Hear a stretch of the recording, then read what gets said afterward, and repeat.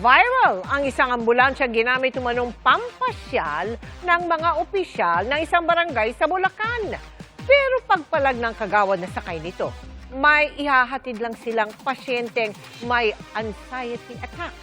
Nakatutok si Jonathan Andal.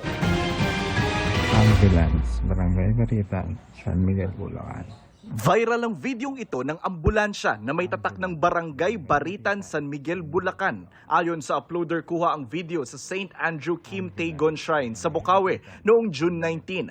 Anya, akala raw niya may emergency roon. Pero nang bumaba ang mga sakay ng ambulansya, nagpa-picture lang sila.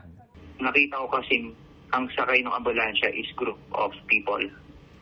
And then bumaba na sila, dun ko napatunayan na hindi ito isang emergency.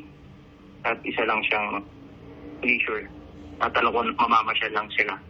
Kung alam mong mga FX, pampasayero, sa van, ganun. Ganun yung setup.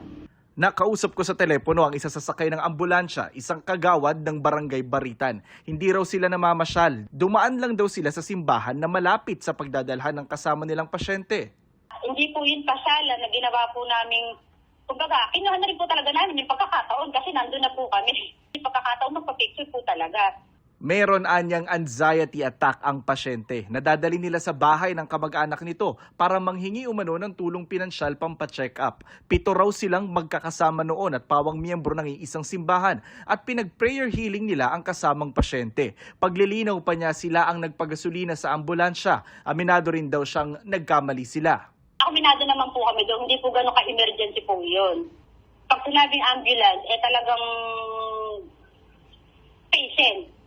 Kaya nga lang po, sabi ko, hindi po ba maituturing sa klase po natin ngayon ang mga may anxiety attack na talagang, katulad nga niyan, sa totoo lang, sir, bumabagabag sa kanyang isipan yung naging issue na yun. Aminado ang kapitan ng Barangay Baritan na mali ang nangyari. Hiniram daw sa kanyang ambulansya nang nakausap naming kagawad na siya ring leader ng simbahan sa kanilang barangay. Basta pinahiram ko lang po yung ambulansya sa kanila. Kung ang sabi nila, punta po sila ng simbahan, may dala po silang sakit, hindi po ng tulong.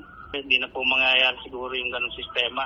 Pondo ng barangay at ng munisipyo ang pinambili ng ambulansya nang hingi na umano sila ng pasensya sa kanilang mayor. Sabi ni DILG Secretary John Vic Remulla, maituturing itong malversation of public property at dapat ihabla sa sangguniang bayan ng kanilang munisipyo.